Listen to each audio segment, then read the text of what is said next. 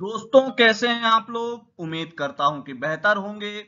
और आइए आज एक बहुत इंपॉर्टेंट टॉपिक, मेंस और प्री दोनों पर्सपेक्टिव से बहुत ज्यादा इंपॉर्टेंट, यूथेनेशिया, इच्छा मृत्यु।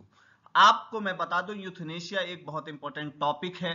एक ऐसा सामाजिक मुद्दा है जो जिसकी चर्चा देश और दुनिया में लगातार हो रही है।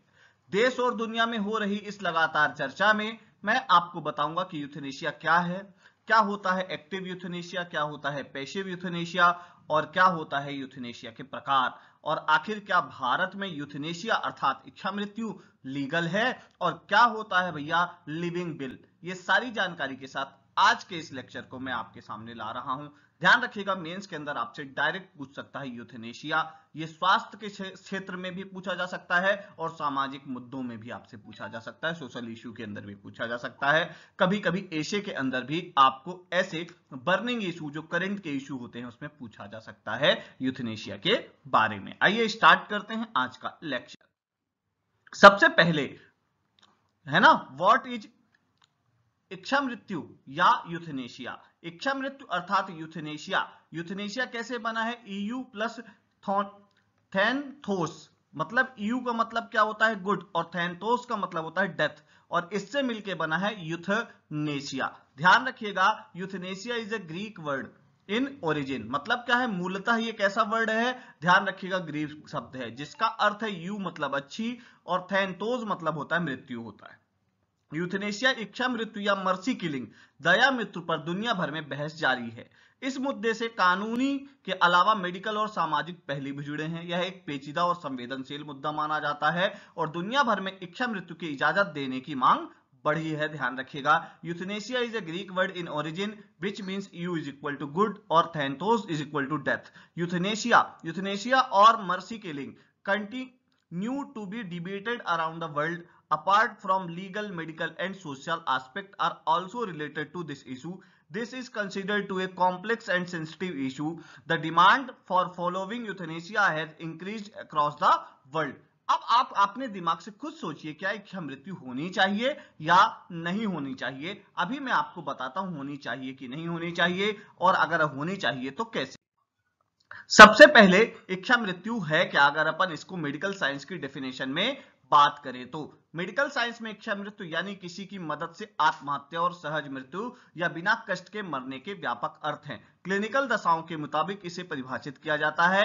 In medical science euthanasia mean suicide with the help of someone and, ध्यान रखिएगा, स्पॉन्टेनियस डेथ और dying without suffering has wide meaning. It is defined according to clinical condition. अब आप क्लिनिकल कंडीशन कैसी होगी उसके अकॉर्डिंग हम बताते हैं कि व्हाट इज, ध्यान रखिएगा, इच्छा मृत्यु या यूथेनेशिया। अब बात क्या है समझिएगा, आखिर यूथेनेशिया की इतनी ज्यादा चर्चा हो क्यों रही। मान लीजिए कभी कोई व्यक्ति लाइफ सपोर्ट सिस्टम में है, उसके सारे ऑर्गन काम करना बंद कर देते हैं, बट सुप्रीम कोर्ट के ऑर्डर के अकॉर्डिंग वो व्यक्ति क्या है, ध्यान रखिएगा, उसका लाइफ सपोर्ट सिस्टम हटाया नहीं जा सकता है। और क्या होता है, अस्पताल बहुत बड़ा बिल थमा देते हैं और वो व्यक्ति लास्ट में बच भी नहीं पाता है, और उस घर से धन तो गया ही, व्यक्ति भी चला जाता है। तो ध्यान रखिएगा, कभी कभी ऐसी असाध्य बीमारियां होती हैं जिसके कारण व्यक्ति को लगता है कि मुझे इच्छा मृत्यु मिल जानी चाहिए, यूथेनेशिया मिल जाना चाहिए। और कभी कभी आप लोग भी अपने आसपास ऐसी बीमारी से प्रताड़ित लोग देखते होंगे। तो ध्यान रखिएगा कि क्या है भैया, ध्यान रखिएगा कि मान लीजिए कोई कहां चला गया, कोमा में चला गया। अब वो लाइफ सपोर्ट सिस्टम में है, बट उसको बचना अब उसका मुश्किल है, डॉक्टर्स ऐसा कह रहे हैं। तो ऐसी कंडीशन में क्या होना चाहिए यूथेनेशिया, ये एक बहुत बड़ा मुद्दा है। अब हम आपको बताते हैं यूथेनेशिया कितने प्रकार के होते हैं। एक्टिव यूथेनेशिया और पैसिव यूथेनेशिया दो प्रकार के होते हैं। एक्टिव यूथेनेशिया दो प्रकार का होता है, वॉलेंट्री एक्टिव यूथेनेशिया और इनवॉलेंट्री एक्टिव यूथेनेशिया, और पैसिव यूथेनेशिया जो होता है वो एक ही प्रकार का होता है। क्लियर हो गई बात। अभी सबसे पहले मैं आपको एक्टिव यूथेनेशिया बताऊंगा और पैसिव यूथेनेशिया बताऊंगा। दुनिया के बहुत सारे देशों ने एक्टिव यूथेनेशिया और पैसिव यूथेनेशिया दोनों को लीगल कर रखा है। दुनिया के बहुत सारे देशों ने सिर्फ पैसिव यूथेनेशिया को लीगल कर रखा है, और दुनिया के बहुत सारे देशों ने अभी किसी भी प्रकार के यूथेनेशिया को लीगल नहीं किया है। आप जरा सोचिए, कोरोना काल में ही बहुत सारे लोगों के साथ क्या हुआ। लाइफ सपोर्ट सिस्टम में बहुत दिनों तक खींचते रहे अपनी फैमिली मेंबर्स को, ये जानते हुए कि उनके लंग्स रिपेयर नहीं हो सकते, और लास्ट में धन और बल दोनों से गए। तो मतलब क्या हुआ, यहां पे यूथनेशिया का रोल बढ़ जाता है। और मैं कहता हूं कि यहां पर मान लीजिए नहीं मरता है, पर कभी कभी ऐसी कंडीशंस आपके सामने आ जाती हैं जहां आपको लगता है कि अब व्यक्ति का बचना मुश्किल है, तो धीरे धीरे लाइफ सपोर्ट सिस्टम हटा देना चाहिए। क्या ये लीगल है, क्या इलीगल है, पूरी चर्चा आज के लेक्चर में। तो भैया सबसे पहले अपन वॉलेंट्री एक्टिव यूथनेशिया की बात करेंगे। मरीज की मंजूरी के बाद जानबूझकर ऐसी दवाई देना जिससे मरीज की मौत हो जाए, यह केवल नीदरलैंड और बेल्जियम में वैध है। ध्यान रखिएगा, voluntary active euthanasia after the consent of the patient, ध्यान रखिएगा, intentionally given such medicine which will lead to the death of the patient, it is only valid in the Netherland and Belgium. Clear हो गई बात, Belgium और Netherlands में ही valid है। मरीज का कंसल्ट हुआ कि हाँ मुझे मार दो, और ऐसी दवाई दे दी जाती है कि तुरंत डेथ हो जाए। क्लियर हो गई बात।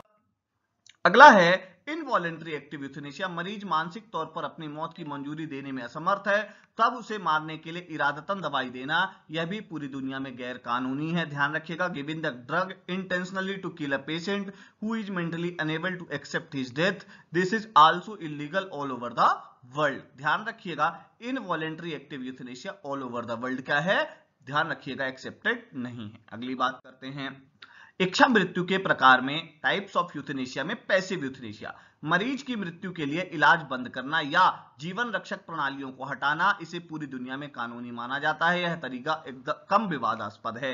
पैसिव यूथनेशिया में क्या होगा, डिसकंटिन्यूएशन ऑफ ट्रीटमेंट और removal of life support system leading to death of the patient, it is considered legal all over the world, this method is less controversial. मतलब क्या है, ध्यान रखिएगा, मैं आपसे फिर कह रहा हूं कि ऐसी असाध्य बीमारी हो जाए, ऐसी कोई बीमारी हो जाए जिसका ठीक होना पॉसिबल नहीं है किसी भी तरीके से, तो धीरे धीरे लाइफ सपोर्ट सिस्टम को हटा लेना, that is called passive euthanasia, धीरे धीरे उस व्यक्ति को डेथ तक पहुंचाना। क्लियर हो गई बात। अगली बात करते हैं, क्या है लिविंग विल। अब आज की डेट में लिविंग विल बहुत ज्यादा चर्चा में क्यों आया, क्योंकि राजस्थान के एक व्यक्ति हैं जिन्होंने अपना पहली बार लिविंग विल डिक्लेयर किया है। अब बात क्या है, कौन कर सकता है जिंदगी की वसीयत, who can make a will of life, या व्हाट इज लिविंग विल। मतलब क्या है, आप अपने जिंदा रहते ही क्या कर देंगे, आप अपने जिंदा रहते ही डिक्लेयर कर देंगे कि मेरी फैमिली के पास राइट होगा, अगर मुझे कोई ऐसी असाध्य बीमारी हो जाती है जिसको ठीक कर पाना मुश्किल नहीं है, तो मेरी फैमिली डिसाइड कर सकती है कि मेरे पे लाइफ सपोर्ट सिस्टम में मुझे रखना है या नहीं रखना है, धीरे धीरे क्या पैसिव डेथ दे देनी है। ऐसा कैसे डिसाइड होगा, ऐसा फैमिली मेंबर डिसाइड करेंगे, ऐसा लिविंग विल में व्यक्ति डिक्लेयर करता है। ध्यान रखिएगा, 18 से ऊपर आयु वाली आयु का व्यक्ति अपनी जिंदगी की वसीयत लिख सकता है। सुप्रीम कोर्ट की गाइडलाइन के मुताबिक जिंदगी का वसीयत लिखने वाले व्यक्ति को दिमागी रूप से सेहतमंद होना अनिवार्य है और उसे पता होना चाहिए कि वह किस चीज के लिए वसीयत लिख रहा है। इतना ही नहीं, उस व्यक्ति को इस विल के नतीजे की भी जानकारी अच्छे से होनी चाहिए। A person above the age of 18 years can write a will of his life according to guideline of the Supreme Court. It is mandatory for the person writing the will of life to be mentally sound and he should know what he is writing his will for. Not only this, that person should also be well aware of consequences of this will. Clear हो गई बात। इस bill से क्या consequences हो सकते हैं, यह भी बहुत अच्छे से व्यक्ति को पता होना चाहिए। अगली बात क्या है, जिंदगी की वसीयत बिना किसी दबाव के लिखी जानी चाहिए और वसीयत लिखित रूप में होने पर ही मान्य मानी जाती है। इसके अलावा वसीयत एकदम स्पष्ट होनी चाहिए, यानी किन हालातों में होने पर उस व्यक्ति को मृत्यु दी जानी चाहिए, यह स्पष्ट रूप से उस वसीयत में लिखा होना चाहिए। The bill of life should be written without any pressure and will be considered valid only if it is in written. Apart from this, the will should be very clear. This is under what circumstances that person should be given death. It is clearly must be written in that bill. Clear हो गई बात। हमेशा उस bill के अंदर ये होना चाहिए कि किस प्रकार का भैया कंडीशन आएगी कि आपको क्या हुआ जाए लिविंग बिल में, कि आपको डेथ दे दी जाए। आप स्पष्ट मेंशन करोगे कि ऐसा हो जाए तो ऐसा, ऐसा हो जाए तो ऐसा। क्लियर। अगली बात, वसीयत लिखने वाले व्यक्ति द्वारा वसीयत में यह भी लिखा होना चाहिए कब उसका इलाज रोका जा सकता है, यानी उसकी बीमारी की परिस्थिति में उसका इलाज बंद करना होगा। जैसे कि अगर वो व्यक्ति कोमा में चला जाता है या फिर वेंटिलेटर के सहारे ही जीवित है, तो उस समय में डॉक्टरों को क्या करना चाहिए, है ना। तो ध्यान रखिएगा, मैं आपको समझाता हूं कैसे। सुप्रीम कोर्ट ने कहा कि अगर कभी भी भारत के अंदर सुप्रीम कोर्ट के डिसीजन के बाद, ध्यान रखिएगा, पैसिव यूथेनेसिया लीगल हुआ है और उसमें 4 डॉक्टरों की टीम एग्जामिन करेगी कि भैया ये रिकवर कर पाएंगे कि नहीं रिकवर कर पाएंगे। अगर उन 4 डॉक्टरों की टीम ऐसा बोलती है कि भैया ये अब रिकवर नहीं कर पाएंगे, देन क्या होता है, उनका धीरे धीरे लाइफ सपोर्ट सिस्टम हटा दिया जाता है। और लिविंग विल के अंदर क्या होगा, अगर आप अभी से ये लिख के दे देते हैं कि अगर मुझे ऐसी कोई बीमारी हो जाती है तो मेरी फैमिली मेरा धीरे धीरे क्या कर सकती है, लाइफ सपोर्ट सिस्टम हटा सकती है, तो उन 4 डॉक्टरों की कंसर्न की विशेष आवश्यकता नहीं होती है। यहां पर फैमिली का कंसर्न ज्यादा इंपॉर्टेंट हो जाता है। क्लियर हो गई बात? अगली बात करते हैं। कोर्ट की गाइडलाइन के अनुसार वसीयत में उस व्यक्ति को यह भी लिखना होगा कि अगर वो फैसला लेने की हालत में नहीं होते हैं तो उसकी जगह कौन सा व्यक्ति उसके जीवन का फैसला ले सकता है। According to the guideline of court, that person will also have to write in the will that is he is not in a position to take a decision, then in his place who can take the decision of his life. उसके जीवन का निर्णय कौन लेगा, ऐसा court ने कहा है कि आपको पहले डिक्लेयर करके देना पड़ेगा कि आपके मम्मी, आपके पापा, आपकी पत्नी, कौन उस लिविंग विल के अंदर डिसाइड करेगा कि आपका लाइफ सपोर्ट सिस्टम हटाया जाए या नहीं। अगली बात क्या है, अगर किसी व्यक्ति ने एक से अधिक वसीयत यानी विल लिखी होगी तो ऐसे हालात में उसकी उस वसीयत को मान्यता दी जाएगी जो उसने सबसे आखिरी में लिखी होगी। इसके अलावा इस लिविंग विल को बनाते समय 2 गवाहों की भी जरूरत होती है। If a person has written more than 1 will, then in such circumstances his will be recognized which he would have written last. Apart from this, 2 witnesses will also be required while making this living will. Clear हो गई बात? 2 witness बहुत ज्यादा जरूरी हैं living will को लिखते समय। यह विल केवल प्रथम श्रेणी न्यायिक मजिस्ट्रेट सामने ही लिखी जाएगी और इस बिल को बनाते समय मजिस्ट्रेट के साथ साथ 2 गवाहों का भी होना जरूरी है। इस बिल पर इन सबके हस्ताक्षर भी होना अनिवार्य होंगे। This bill be written only in front of the judicial magistrate of first class and it will be necessary to have 2 witnesses along the magistrate while making this bill. It will be a mandatory to all of them to sign this bill. Clear? Next one. कब मान्य होगी ये living bill, ये भी ध्यान रखना है। When will this living bill be valid? जिस इंसान ने ये बिल करवाई होगी और अगर इस इंसान को ऐसी कोई बीमारी हो जाती है जिसके कारण वो कोमा में चला जाता है या फिर उसके सही होने की कोई भी गुंजाइश नहीं बचती, तो उस स्थिति में बिल मान्यता देता है। The person who have got this will done if that person gets such a disease due to which he goes into a coma or if there is no scope left for him to be right, then in that case this will be considered valid. Clear हो गई बात? अगली बात करते हैं। इस bill के बारे में उस व्यक्ति का इलाज कर रहे डॉक्टर को जानकारी दी जाएगी, जिसके बाद इस बिल पर हस्ताक्षर करने वाले न्यायिक मजिस्ट्रेट से इस बिल से जुड़ी प्रमाणिकता जांच करवाई जाएगी। Information about this bill be given to be doctor treating this person after which the judicial magistrate who signed this bill will be get the authenticity check related to this bill done. Clear हो गई बात? उस bill को न्यायिक magistrate फिर से क्या करेगा, जांच करेगा कि हाँ ऐसा कुछ हुआ था। अब अगली बात क्या है, बिल को सही पाने के बाद जिस अस्पताल में उस व्यक्ति का इलाज चल रहा होगा उस अस्पताल के मेडिकल बोर्ड को इस बिल पे अपना फैसला लेना होगा। मैंने आपको बताया 4 डॉक्टर्स होंगे, वो डिसाइड करेंगे। After the getting will write, the hospital where the person is being treated, the medical board of the hospital will have to take the decision on this bill. Court की guideline के मुताबिक इस board में 20 साल के अनुभव वाले विभिन्न क्षेत्र के डॉक्टर शामिल होने चाहिए और इन डॉक्टरों द्वारा मरीज का परीक्षण किया जाएगा। According to the guideline of the court, the board should consist of the doctors from different field with 20 years of experience and the patient will be examined by these doctors. मैंने आपको बताया ऐसा सामान्य केस में भी हो सकता है और लिविंग बिल के केस में भी हो सकता है।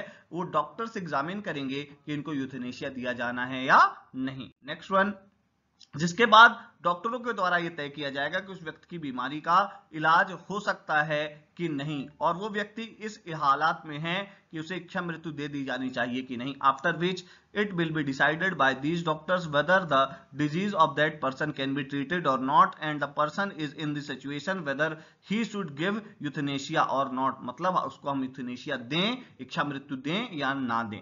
क्लियर हो गई बात? और डॉक्टर्स डिसाइड करते हैं। उसके बाद क्या है, अगर मेडिकल बोर्ड ये पता है कि उस व्यक्ति के सही होने की उम्मीद नहीं है और वो व्यक्ति किसी भी तरह तक प्रतिक्रिया नहीं दे पा रहा है तो उस बोर्ड को उस व्यक्ति की वसीयत को लागू करने की राय दे सकता है। If the medical board known that there is no hope of the person recovery and the person is unable to give any kind of response, then the board can give a opinion on the implementation of person's will. Clear हो गई बात? ध्यान रखिएगा, ये बहुत important बात है कि वो जब मेडिकल बोर्ड रिकमेंडेशन देगा कि यूथनेशिया को अप्लाई कर दिया जाए, लिविंग विल को अप्लाई कर दिया जाए, देन वो अप्लाई होगी। डॉक्टर्स की और इस तरह बिल की मंजूरी मिलने के बाद अस्पताल को इस चीज की जानकारी अपने एरिया के संबंधित कलेक्टर को जल्द से जल्द देनी होगी। After getting the approval of bill from the doctors, the hospital will have to inform the concerned collector of its area as soon as. बातचीत और जांच करने के बाद अगर बोर्ड को लगता है कि उस व्यक्ति को जीवन रक्षक उपकरण से हटा देना चाहिए, तो इस बात की जानकारी संबंधित न्यायिक मजिस्ट्रेट को दे दी जाएगी। After the discussion and investigation, if the board feels that the person should be removed from the life saving device, then it will be inform the concerned judicial magistrate. Clear?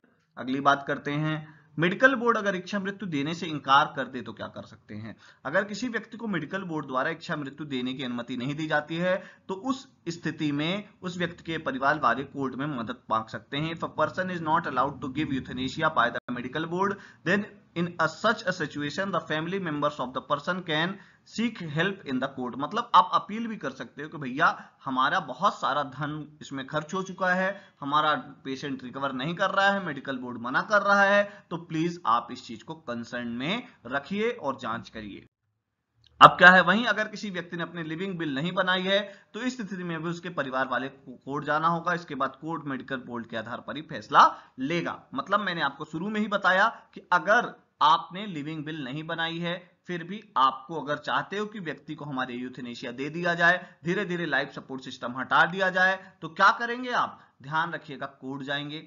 Court अगर आपको medical board गठित करेगा, medical board अगर ऐसी permission दे देता है, on the other hand if the person is not met the living will, then the situation also in this situation also his family member will have to go to the court, after which the court will take the decision on the basis of medical board itself. Clear हो गई बात? ध्यान रखिएगा, मैं आपसे वही कह रहा हूं कि जो बोर्ड है वो अगर परमिट कर देता है, देन यूथनेशिया दे दिया जाएगा, धीरे धीरे लाइफ सपोर्ट सिस्टम को हटा दिया जाएगा। क्लियर हो गई बात? हमारे यहां ध्यान रखिएगा, बहुत सारे ऐसे केस हुए थे, और यूथनेशिया का जो सबसे फेमस केस हुआ था, उसमें क्या हुआ था? यूथनेशिया के फेमस केस में ध्यान रखिएगा, एक ही बात सामने आई थी, और उसमें यह आया था कि एक नर्स थी, कहां की? मुंबई की, है ना? और उसमें क्या हुआ था? उसमें यह हुआ था, ध्यान रखिएगा, कि उनके साथ रेप हो गया था। और ध्यान रखिएगा, अरुणा शानबाग का केस है, और उनको 2015 के अंदर उनकी डेथ हो गई थी।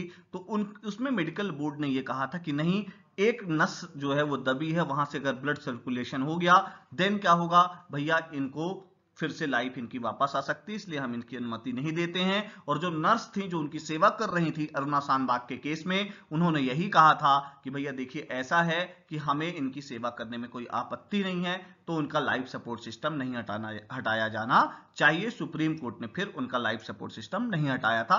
बाद में 2015 में अरुणा शानबाग की डेथ हो गई थी। तो अरुणा शानबाग के केस के बाद यूथनेशिया का मुद्दा आया, और लास्ट में सुप्रीम कोर्ट को ऐसा लगा कि नहीं, यूथनेशिया लीगल करना चाहिए भारत के अंदर भी। तो भारत के अंदर किस प्रकार लीगल है? मेडिकल बोर्ड के एडवाइस के बाद धीरे धीरे लाइफ सपोर्ट सिस्टम को हटाया जाए। इसके बेनिफिट्स क्या हो सकते हैं कि भैया लोगों की बहुत ज्यादा जो मनी लॉस होता है वो बच सकता है। जो डॉक्टर्स क्या कर सकते हैं, बहुत सारे पैसे लूट लेते हैं बड़े बड़े हॉस्पिटल्स, वो उससे बचा जा सकता है। अगली बात क्या हो सकती है? व्यक्ति जो होता है, जो बड़े पेन में होता है, उसको उस पेन से भी छुटकारा मिल जाता है। और अगली बात क्या होती है कि जो फैमिली होती है उसको तो एक लॉस जरूर होता है, पर फिर क्या होता है, उसको मेंटली क्या होता है, वो प्रिपेयर्ड होता है किस चीज के लिए? किसी भी अनहोनी के लिए। ठीक है, तो ये मेंटल क्या होता है, रिपेयरिंग का भी काम करता है। और दुनिया में इच्छा मृत्यु से जुड़े बहुत सारे क्या है, कानूनों की जानकारी है। तो ध्यान रखिएगा, अलग अलग देशों में इच्छा मृत्यु से जुड़े बहुत सारे पैरामीटर हैं। Norway, America, Switzerland, Netherland, Belgium, यहाँ डिफरेंट टाइप के यूथनेशिया हैं। और भारत के अंदर पैसिव यूथनेशिया लीगल है, ध्यान रखिएगा। और लिविंग बिल की चर्चा इतनी ज्यादा क्यों हो रही है, यह भी मैं आपको बता देता हूं कि लिविंग बिल हमारे राजस्थान के, ध्यान रखिएगा, बहुत इंपॉर्टेंट बात बता रहा हूं, राजस्थान के 34 साल के व्यक्ति हैं जिन्होंने लिविंग बिल की बात करी सबसे पहले, या जिनके लिए लिविंग बिल की बात की गई। और उन्होंने सबसे पहले इस युवा भारत के अंदर लिविंग बिल की बात करी है। ध्यान रखिएगा, वैभव नाम है उनका, 33 वर्ष की उम्र है और 2018 में कानून बनने के बाद राजस्थान में लिविंग बिल का ये पहला केस था और उन्होंने वसीयत में लिखा है कि इच्छा मृत्यु का उनका अधिकार है, अगर लाइफ सपोर्ट सिस्टम में रहूंगा या नहीं ये परिवार तय करेगा उनका, ये ध्यान रखिएगा। और उन्होंने कहा कि भैया ध्यान रखिए, पत्नी ध्यान रखिएगा पाली के वैभव भंडारी हैं और इन्होंने ये कहा था कि भैया मेरे को अगर मैं लाइफ सपोर्ट सिस्टम में रहता हूं तो हम मेरी फैमिली डिसाइड करेगी कि मैं कंटिन्यू करूं या नहीं। क्लियर हो गई बात, ध्यान रखिएगा। तो हमारे यहां जो विकल्प है यूथेनेशिया का वो पैसिव यूथेनेशिया का है, एक्टिव यूथेनेशिया का किसी भी प्रकार से नहीं है। तो वैभव जी के नाम के कारण ये बर्निंग इशू आया सामने और ये मैंने आपको पूरा डिटेल बताया, इसमें आपको मेंस में भी पूछा जा सकता है और प्री में भी। ठीक है, चलिए मिलेंगे नेक्स्ट लेक्चर में। Thank you very much.